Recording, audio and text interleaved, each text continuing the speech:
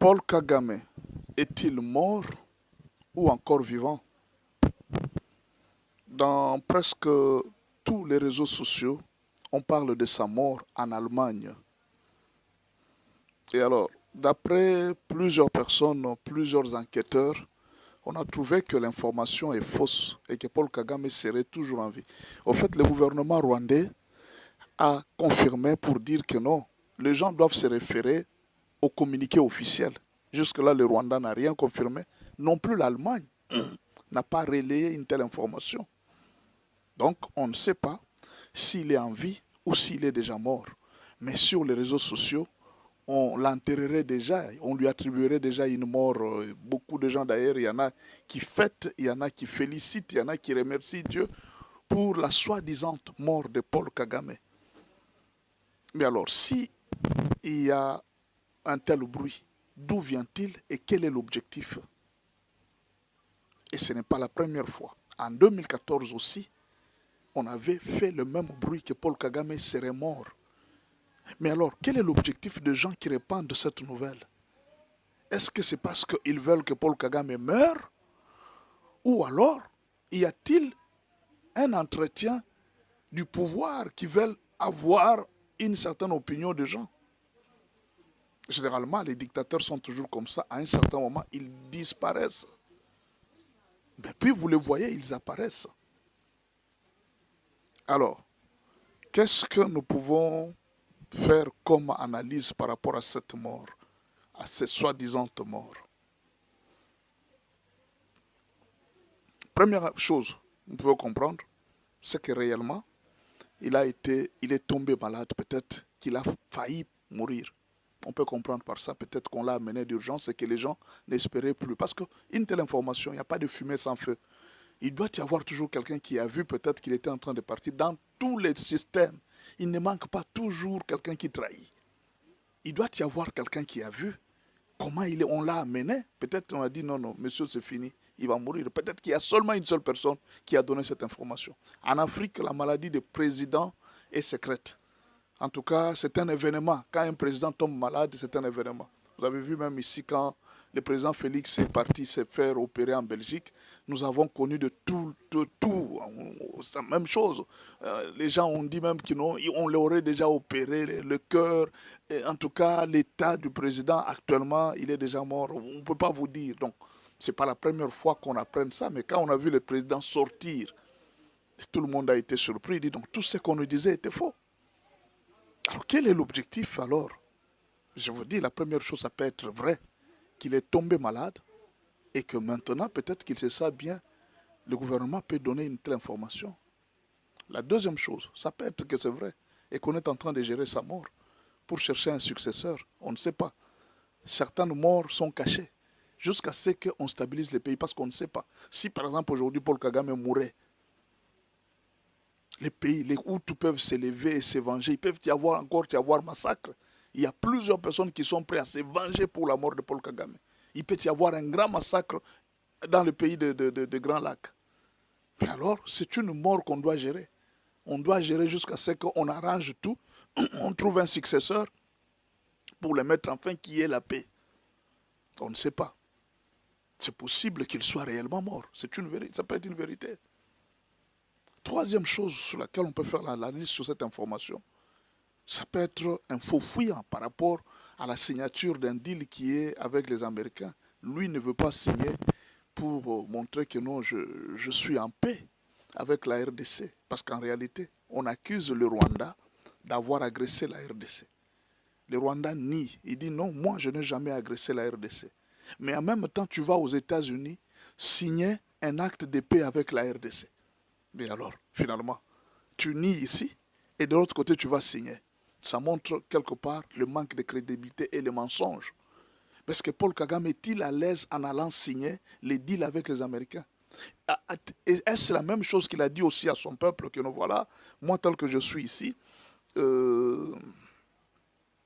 au Congo, là, on me craint, on a peur de moi et tout ça. Il en parlait de Tshisekedi, il a diminué et qu'on le voie à côté de Tshisekedi en train de signer comme un enfant forcé à signer. Ça les diminue quelque part au Rwanda parce qu'au Rwanda, il s'est présenté comme un héros de guerre. Les Rwandais savent que Kagame, c'est un héros de guerre. Il ne recule jamais. Lui, il soumet tout le monde. C'est comme ça qu'on a présenté Kagame au Rwanda. Et qu'aujourd'hui, qu'on le présente, lui, en train de signer, ça les diminue. Est-ce que ce n'était pas un faux fuyant pour que les Américains, on puisse dire aux Américains que non, il ne sait pas se déplacer, ou il ne saura pas être là? Il y a une troisième chose à laquelle il faut penser. C'est un problème très sérieux et peut-être beaucoup de gens n'ont pas vu l'analyse dans ce sens-là. Quand Boulos est arrivé au Rwanda, le Rwanda a présenté, disant que non, nous aussi nous avons notre coltan.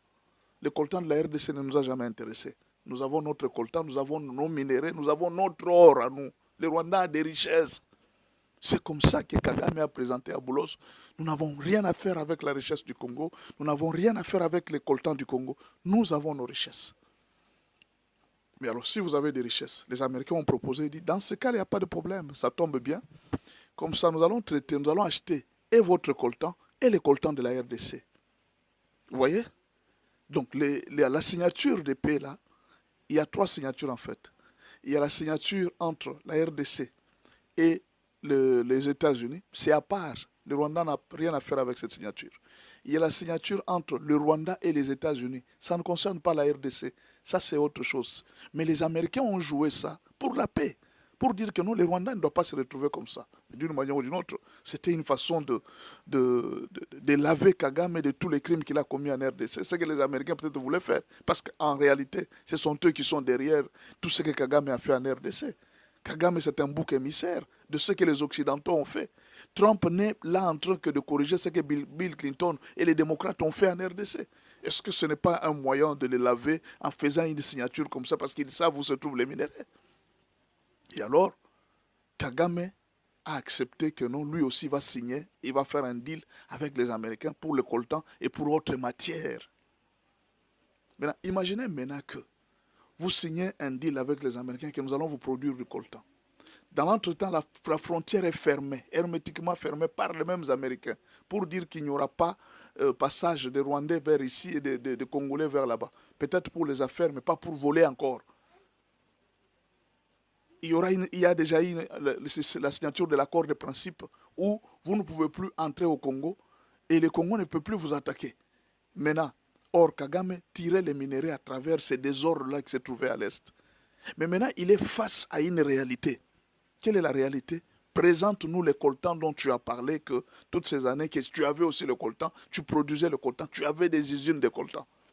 Sera-t-il à mesure de présenter ces coltans et signer les deals avec les Américains pour le coltan? Peut-être à cause de ça, il s'est dit non, mais je dois fuir. Je ne dois pas me présenter dans cette histoire parce que je risque d'être cuit, doublement cuit, pour montrer que moi j'ai menti au monde. Parce que les vérités, les Américains, ce n'est pas comme ici. Hein. Vous signez là, tout est officiel. On vous présente tout, mais quand même, on va dire, mais les Américains, un moment, les Américains vont suivre. Ils disent, mais ils ont signé un accord de coltan avec le Rwanda, mais en réalité, il n'y a pas de coltan au Rwanda. Ces gens sont des spécialistes des enquêtes. Leurs journalistes travaillent partout. Et l'administration Trump, comment sera l'administration Trump? Comment sera vu Kagame sur le plan international? Et le monde va découvrir que non, ce n'était qu'un grand menteur. Et tous ces crimes peuvent tomber sur eux. Et la dernière chose, analyse qu'on doit faire, cette histoire de deal entre Félix et Kagame, c'est un piège que les Américains ont tendu à Kagame.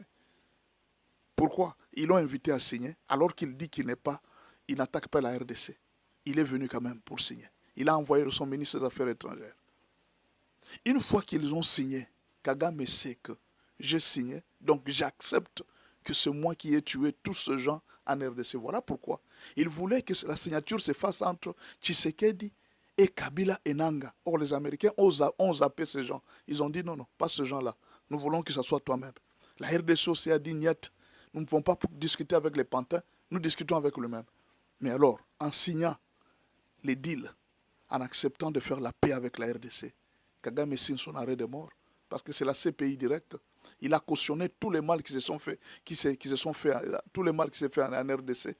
Les 15 millions de morts des Congolais, ça sera en son nom. C'est ce que peut-être il est en train d'éviter de signer. Nous, là, nous ne voyons pas loin. Mais lui, il sait. Il sait comment fonctionnent les Occidentaux. Il sait comment ces gens fonctionnent. Et tôt ou tard, à cause de cette signature, on pourra l'attraper. Il a été piégé par les Américains. Bon, attendons voir s'il est malade, s'il est mort, on le saura. Quoi qu'il en soit, on le saura toujours.